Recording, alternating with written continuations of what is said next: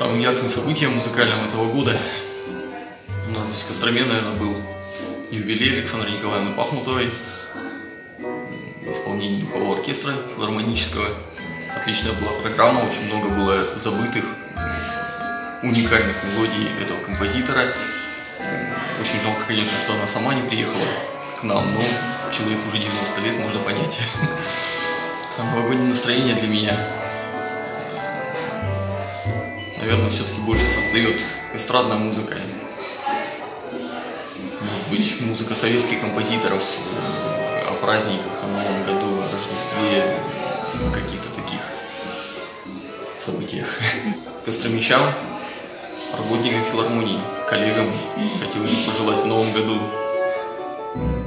конечно же, успехов, творческих успехов, чтобы филармония развивалась наша, не стояла на месте, чтобы были новые программы, новые солисты, новые возможности открывались, не только музыкальные.